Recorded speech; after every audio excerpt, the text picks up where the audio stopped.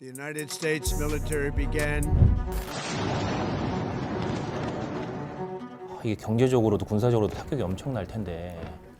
이데올로기에 기반한 체제는 뭐 전혀 다른 거를 못 보는 거죠. 네, 안녕하세요. 저는 아산정책연구원에서 중동 정치를 전공 분석하고 있는 장지향이라고 합니다. 무스타바가 이제 하메네이의 차남이었죠. 그렇습니다. 지금 전시 중에 정말 이 생존을 위해서 이렇게 막 숨지기고 있던 이란 시민들한테는 최악의 정말 나이트메어죠, 악몽이에요. 앞으로 이란에서 그 반정부 시위, 반체제 시위는 뭐 생각도 못할 테고요. 저는 그럴 가능성은 굉장히 낮다라고 보고요. 모스타바 역시 트럼프와 협상하는 모습은 이란 국민들한테 절대로 안 보여주겠죠.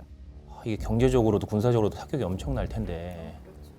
우리의 이데올로기를 지키는 것이 항복하는 것보다 훨씬 뭐 고결한 죽음이다, 뭐 이런 식으로 얘기할 것 같아요. 그럼 그 이데올로기의 시작은 언제부터라고 봐야 할지. 아마 1941년부터 시작하는 게 딱 맞을 것 같아요. 그러니까 1941년 2차 세계대전 당시, 그러니까 영국과 소련이, 이란이 그 당시 왕정이었죠. 네네. 지금 워싱턴 DC에 망명해 가 있는 레자 팔레비의 할아버지가 당시에 그러니까 이란의 그 팔레비 왕조의 왕이었습니다. 근데 그때 팔레비가 독일이랑 좀 친했나 그래가지고 영국이랑 러시아가 이렇게 압박을 해서 아들을 꼭두가시로 올려놨어요. 그 사람이 바로 우리가 잘 아는 1979년 이슬람 혁명 때 물러났던 쫓겨났던 레자 팔레비입니다. 그래서 레자 팔레비를 왕으로 올려놨는데 당시만 하더라도 그러니까 왕이지만 입헌군주제였었어요. 그러니까 왕도 있지만 총리가 있었죠. 총리가 있어서 이제 선출이 되는 총리였는데 근대 국가가 형성이 되니까 총리 힘이 점점 더 세졌어요. 왜냐면 이란 시민들한테 투표권이 있었으니까. 그래서 당시 이제 왕은 그냥 정말 상징적인 인물이었죠. 근데 그때 총리가 1951년에 모사데크라고 이란의 굉장히 유명한 가문 출신인데 스위스에서 법학 박사를 하고 뭐 이랬던 나름 깨어있는 사람이었어요. 그리고 당시 1950년대에 뭐 깨어있는 지식인이라고 하면 백발백중 굉장히 민족주의자였죠. 그래서 이제 모사덱이 뭐라고 했냐면, 아니 우리 이란에 이렇게 풍부한 오일이 있는데 왜 이거를 영국이 다 가지고 있어? 라고 하면서 그 앵글로 퍼시안 오일 컴퍼니를 국유화를 하겠다라고. 그 전까지는 이 이란에서 나는 석유를 사실상 영국이 다 관할해서 그랬던 거죠. 맞습니다. 예. 그러니까 당시만 하더라도 당시에 이란뿐만 아니라 그 걸프 국가, 아랍 국가의 대부분 오일은 영국이 많이 이제 장악을 하고 있었죠. 그러니까 기술을 뭐 전수해준다라는 명분하에 모든 걸 장악을 하고 있었는데. 우리 허락도 없이 석유를 이란에 가능한 모든 조치를 취하겠다. 이란이 혼란스러워지면 공산 세력이 틈을 타서 활개칠 텐데 지금은 냉전 시대니까. 그래서 미국 CIA랑 영국 MI6가 같이 협업을 해서 이 오퍼레이션 에이젝스인가, 그 되게 유명한 그 비밀 작전인데 모사덱을 축출을 하죠. 모사덱을 축출을 하고 가택연금을 시킵니다. 그래서 이 레자 팔레비, 당시 그냥 상징적인 왕에 불과했던 이 왕이 절대적인 권력을 그때부터 행사하기 시작한 거죠.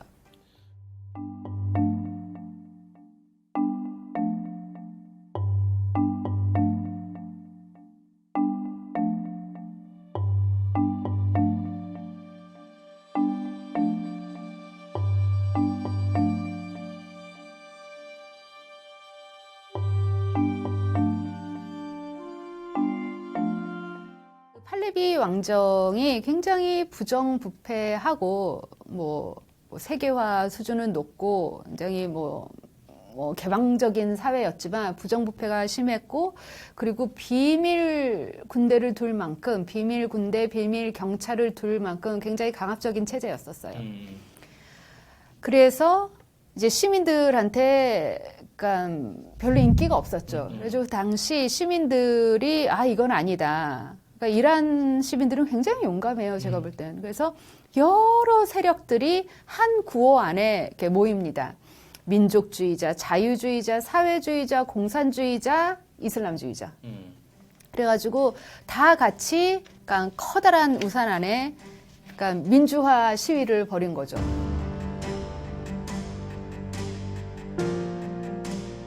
그러니까 당시에 이제 그 팔레비 왕 샤 체제에서 이 반정부, 반체제 시위를 굉장히 강경 진압을 했죠. 그런데 갑자기 한 달여 만에 얼렁뚱땅하다가 이슬람 성직자들이 자기네들이 이제 지도부인 거를 외치는 거예요. 왜냐하면 이유가 좀 있긴 있었어요. 이 시위대에 맨 앞에 나와 있었던 사람들이 성직자이긴 했었어요. 이들이 이제 그러니까 종교적인 그런 가치에 기반을 해서 다른 시위대들보다 더 용감한 거를 보여주긴 했어요. 하지만 이 이슬람 세력은 그냥 원오브댐이었거든요. 얼마나 이게 정말 이렇게 전선으로 모여져 있던 건데. 그래서 이제 성직자들이 우리에게는 구심점이 필요하다라고 해서 그 당시 샤가 축출을 했었던, 그러니까 팔레비 왕이 축출을 했었던 호메이니, 그러니까 이라크로 축출이 됐다가 이제 호메이니가 거기서 프랑스로 넘어갔는데 이제 프랑스에 있는 호메이니를 이 혁명 세력이 다시 부르자라고 얘기를 해줘. 그래가지고 호메이니가 에어프랑스를 타고 그야말로 개선 장군처럼 이렇게 이란에 도착을 하면서 그때부터 다 같이 했던 혁명인데 이 이슬람주의자들이 권력을 독점을 하기 시작을 합니다.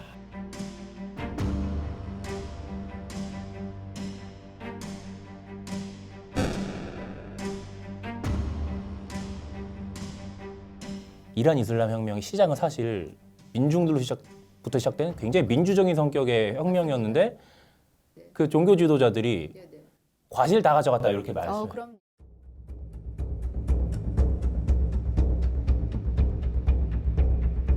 팔레비 왕을 쫓아낸 다음에 호메이니가 돌아왔어요. 네. 그래가지고 그때까지만 해도 여전히 이슬람 성직자가 그러니까 뭐 주도권을 잡았지만 아직도 자유주의 세력이랑 민족주의 세력이 있었어요. 그래서 이 사람들이 우리 이제 그러면 국민 투표를 하자. 모든 시민들한테 물어보자. 앞으로 우리 체제를 어떻게 할 건지. 그래가지고 국민 투표에 예 아니오를 했는데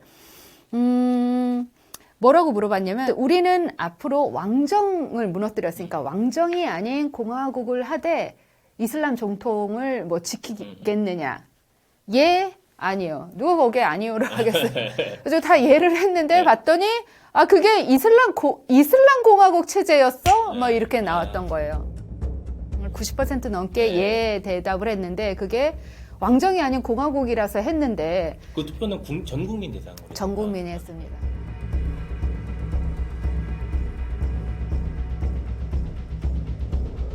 호메이니를 이어 하메네이에서 지금 무스타바까지 이루어지는 게 뭐냐면 반미, 큰 사탄 반미. 그러니까 큰 사탄이 미국 반대, 작은 사탄이 이스라엘 반대, 이슬람 혁명을 중동을 넘어서 전 세계에 수출, 그리고 이러한 고귀한 목표를 위해서 우리는 핵무기도 불사한다.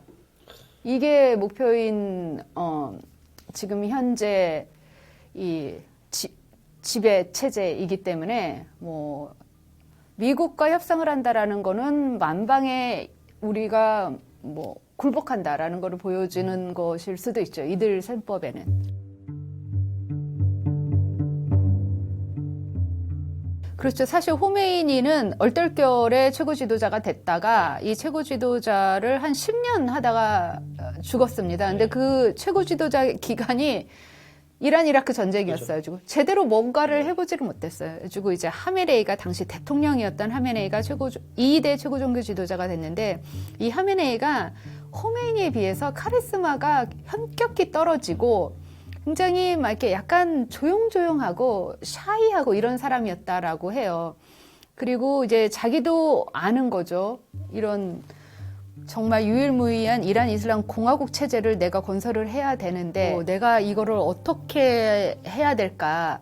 지금 뭐 시민들은 유권자들은 막 대통령을 이렇게 굉장히 막 개혁 성향의 사람을 뽑고 있는데 이걸 어떡하지?라고 해서 하메네이가 그때 결정한 게 내 옆에 있는 친위 부대 강권 기구를 엄청나게 키워야겠구나. 그게 바로 이슬람 혁명 수비대입니다. 그러니까 하메네이 시대 때 이루어진 게 혁명 수비대를 이제 굉장히 크게 키우고 그리고 그다음에 이제 저항의 축 대리 세력 주변에 있는 그러니까 당시 하메네이가 생각하기를 하메네이가 1979년에 이제 혁명에 승리하고 나서 바로 이란 제재가 대대적으로 들어오잖아요. 그래가지고 공군력이 점차 쇠퇴를 합니다. 그러니까 왜냐하면 그러니까 공군 관련한 무슨 기재를 전혀 들여올 수 없었어요. 하메네이가 무슨 생각을 하냐면, 이 군에서 공군은 되게 중요한데 우리의 공군기 전투기는 너무 그러니까 1978년도에 멈춰버린 거예요. 1979년도에. 그래서 하는 얘기가 반미 반이스라엘을 하려면 공군력이 있어야 되는데 우리가 그걸 못하니까 그러면 우리가 새처럼 날아다닐 수가 없으니 우리를 대신해서 이스라엘 주변에 있는 나라들 내에 무슨 민병대로 하여금 우리를 대신해서 이스라엘을 괴롭히도록 해야겠다. 그래서 그때 만들어진 게 레바논에 있는 헤즈볼라, 그다음에 가자지구에 있는 하마스, 그다음에 시리아에 있는 여러 민병대들, 이라크에 있는 민병대들을 자신들의 대리 세력으로 이제 키우기 시작한 거죠.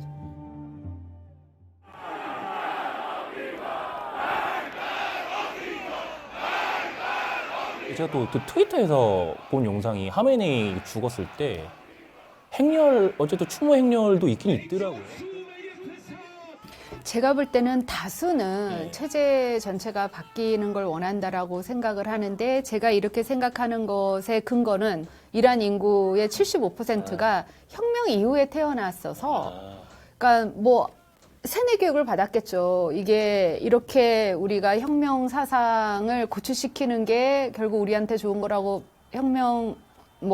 혁명식 교육을 받았겠지만 이란은 또 다른 독재 국가 예를 들어서 북한과 다르게 뭐 인터넷이 굉장히 자유롭고 완전 자유롭지는 않지만 이란 젊은이들은 워낙 똑똑해가지고 뭐 가서 저는 뭐 VPN 이런 걸 이란 친구들한테 배웠어요.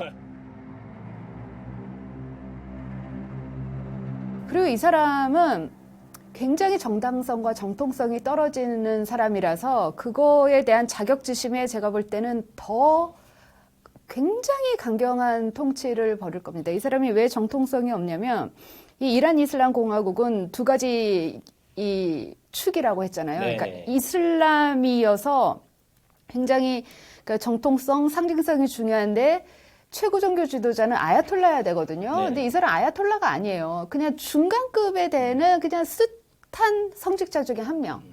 근데 법학자도 아니고. 그리고 이제 공화국이잖아요. 이슬람의 기준에도 안 맞고 그럼 공화국의 기준에 맞냐? 아니에요. 세습이거든요. 무슨 아들이 최고 지도자가 되면 안 되죠. 공화국 체제에서. 그래서 기본적으로 정통성 결여가 심각한 인물이라서 만약에 이 사람이 진짜 자기 지도자로서 기반을 다진다면 이 자격지심에 굉장히 강경한 통치를 벌일 것이 저는 뭐 뻔하다라고 생각합니다.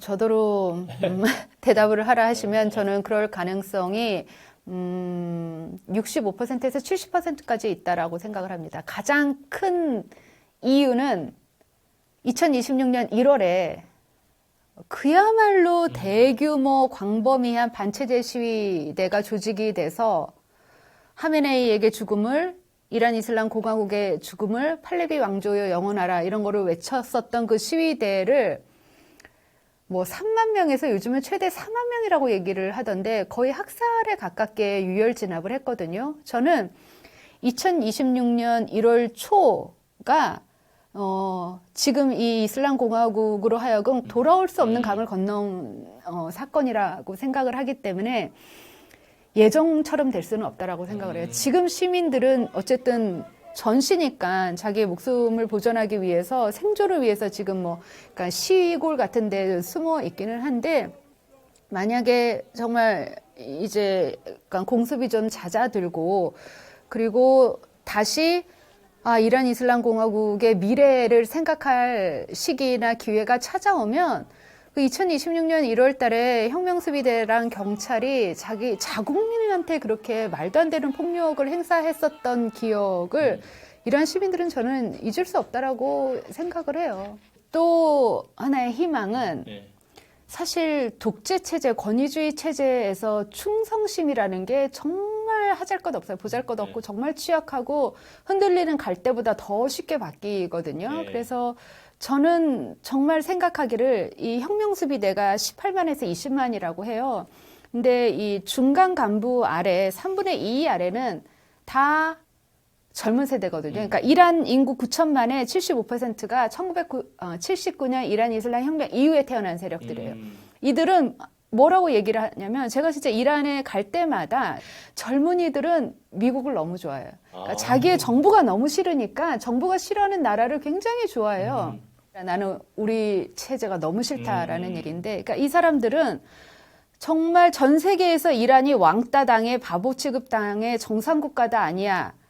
이런 거를 치러할 만한 대가가 과연 정말 뭐 핵무기를 개발을 하고 혁명을 주위에 수출하고 이 대가로 우리가 이렇게 제재를 받아야 되느냐 이건 아닌 것 같다라는 거를 젊은이들이 진짜 얘기를 많이 하거든요.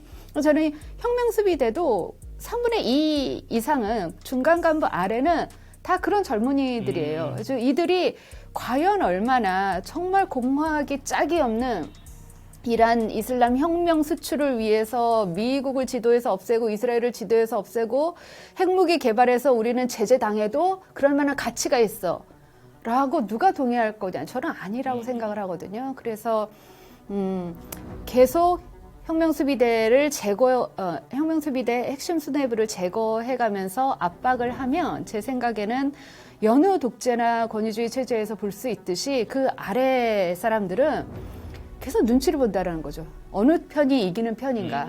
그래서 계속 뭐 계산을 하고 주판알을 튕기고 어느 쪽으로 가야지 내가 이 어지러운 세상에서 그래도 보존을 할 수 있을까를 지금 계속 서로 눈치를 보고 있을 거라고 저는 생각을 합니다.